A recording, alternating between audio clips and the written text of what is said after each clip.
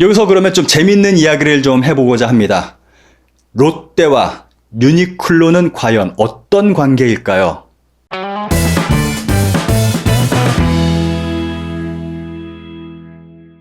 안녕하세요, 신작가입니다. 유니클로, 과연 좋은 기업일까요? 나쁜 기업일까요?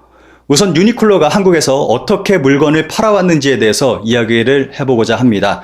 이 부분은 2015년도쯤에 꽤 이슈가 돼서 여러 매체에서 좀 뉴스가 나왔던 그러한 부분입니다. 그 얘기부터 먼저 이야기를 해보도록 하겠습니다. 유니클로 제품을 보면 가격표에 이런 스티커가 붙어 있는 거를 볼 수가 있습니다. 이 스티커가 왜 붙어 있는 걸까요?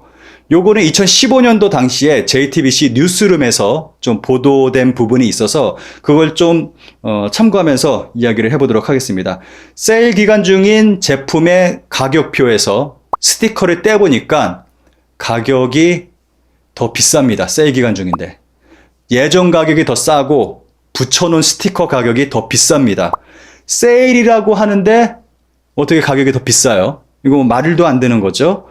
요 부분, 요 뉴스에 대해서는 많은 분들이 좀 잊고 계시는 것 같아요. 그리고 아직까지도 모르시는 분들이 계시는 것 같고, 그리고 지금도 모르고 호갱당하시는 분들 많이 계시는 것 같습니다.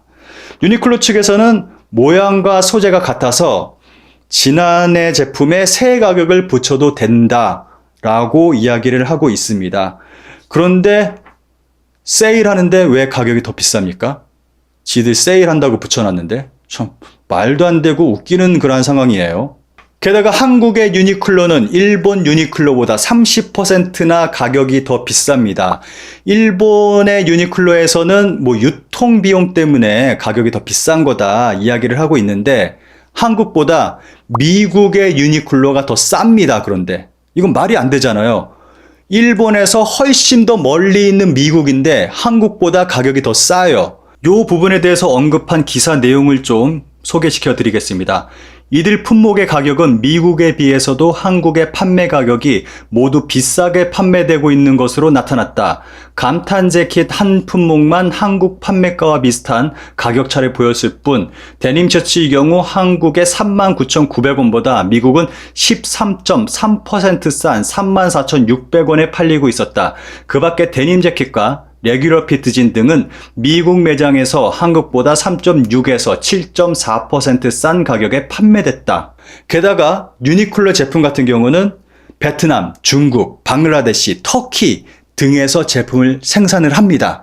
거기서 생산된 제품이 각 나라로 운송이 됩니다.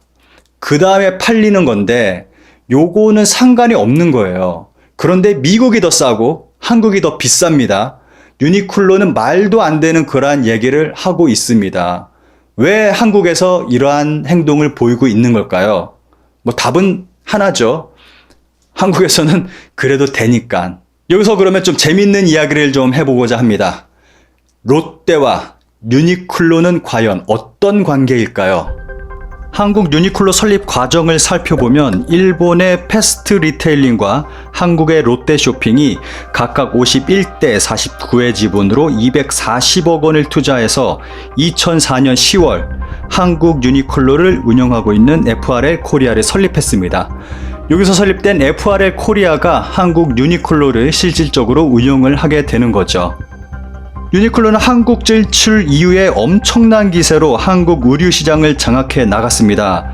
2005년 205억 원에 불과하던 매출은 2018년 1조 3,732억 원까지 급증하고 점포수도 180여 개까지 늘었습니다. 국내 의류업체들이 성장률 둔화를 겪고 있는 것과 비교하면 그야말로 엄청난 장악력이 아닐 수가 없습니다. 그런데 ABC 마트를 보시면은 정말 엄청납니다. 유니클로를 능가합니다. 금광제아가 운영하는 레스모아가 112곳, 이랜드가 운영하는 폴더가 42곳인데 ABC마트는 256여 개의 매장이 전국에서 영업 중에 있습니다. 이렇게 보면 유니클로하고 ABC마트가 한국 패션업계의 왕으로 군림하면서 국내 매출을 싹쓸이하고 있는 그러한 실정입니다. 유니클로 영업이익을 좀 구체적으로 살펴볼까요?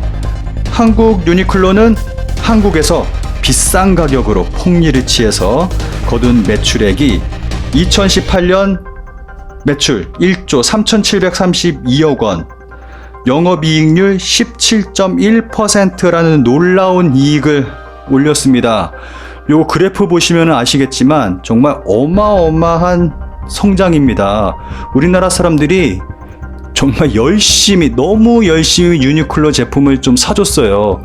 그리고 지금도 아직까지도 유니클로 좀 매출을 올려주고 계시는 분들 계십니다. 세일한다고 가는 분들 많이 계세요. 근데 그게 세일이 아니라 더 비싸게 팔고 있는 건데, 예전에 팔다 남은 거 비싸게 파는 건데도 그렇게 열심히 가서 사는 사람들이 아직까지 좀 있습니다. 2005년도 매출이 205억 원인데 2018년 이익이 1조 3,732억 원입니다. 뭐 한 60배가 넘는 고속 성장을 했고, 영업이익률도 2016년 8월 9.1%를 제외하고는 항상 11% 이상을 기록을 했습니다. 하지만 이런 폭발적인 성장이 거듭될수록 배부른 쪽은 일본입니다. 한국 롯데쇼핑에 돌아가는 이익 배당금은 4년간 352억 원에 불과했고, 대부분의 이익이 일본 의류회사 패스트 리테일링과 일본 유니클로의 주머니로 들어갔습니다. 한국에서 얻은 이익이 뭐 거의 대부분 일본으로 가고 있다는 거죠. 우리나라 사람들이 일본 기업들 먹여 살려줬습니다. 그동안 여행 정말 열심히 갔죠. 그래서 일본 지방 경제 우리가 살려줬고, 그리고 뭐 ABC 마트, 유니클로, 정말 한국인들 정말 정이 많아서 그런가요? 너무 많이 도와줬고 너무 많이 돈을 좀 퍼다 줬습니다. 그런데 저는 여기서 드는 의문점이 좀 있는데, 롯데는 이익을 거의 얻지도 못하면서 왜 유니클로 한국 진출을 그렇게 적극적으로 벌이고 있는 걸까요? 과연 롯데한테는 어떤 목적이 있는 걸까요? 저는 이게 가장 궁금합니다. 최근 유니클로의 TV 광고가 논란이 됐었죠. 그 문구를 보면 맙소사 80년도 더 된 일을 기억하냐고? 라는 문구가 나옵니다. 다른 나라 광고에서는 요 80년이라는 단어가 나오지가 않습니다. 문구가 전혀 달라요. 근데 한국에서만 80년이라는 문구를 집어넣어서 이러한 카피를 이용을 해서 광고를 내보냈습니다. 논란이 많이 있었죠. 그래서 결국에는 유니클로가 사과를 하고 광고를 내렸습니다. 근데 왜 유니클로가 한국에서만 이러한 광고를 내보냈을까요? 제 유튜브 커뮤니티에 업계 전문가분께서 좀 댓글을 남겨주셨는데, 그 댓글을 좀 소개시켜 드리겠습니다. 전직 CF 연출 경험상 말씀드립니다. 첫 번째, 클라이언트 즉 유니클로 측 요구사항 전달 의도 보여지는 호기심. 두 번째, 상품이냐 기업 이미지냐의 문제. 세 번째, 현 정치 이슈 현황을 이용한 노이즈 마케팅. 의도는 있어 보입니다. 있습니다. 당연히 카피가 보여지고 있죠. 연출한 감독은 알고 있을 겁니다. 라고 적어주셨는데, 이렇게 전문가분께서 적어주신 말씀을 좀 듣고 보니까 요건 정말 빼박인 것 같아요. 정말 의도됐다고밖에 생각을 할 수가 없습니다. 만약에 유니클로에서 우리는 정말 의도한 게 아니다 라고 말을 해도, 요거는 한국에서 장사를 하는 기업이 이러한 광고를 내보냈다는 거는 정말 한국에서 기업할 자격 자체가 없다고 생각을 합니다. 최근에 이 광고 문제 때문에 여러 가지 말들이 많이 나오고 있고, 그리고 이 광고를 패러디한 그런 게시물도 많이 보이고 있습니다. 마지막으로 요 유니클로 광고 80년 패러디한 이미지를 좀 소개시켜 드리면서 오늘 영상 마무리하도록 하겠습니다. 할아버지, 일본에서 뭘 떨어뜨리고 오셨다고요? 맙소사 70년도 더 된 일을 기억하냐고? 가만히 있어보자. 친구들이랑 일본에 간 기억은 있어. 그리고 무언가 떨어뜨리고 온 것 같기도 하고.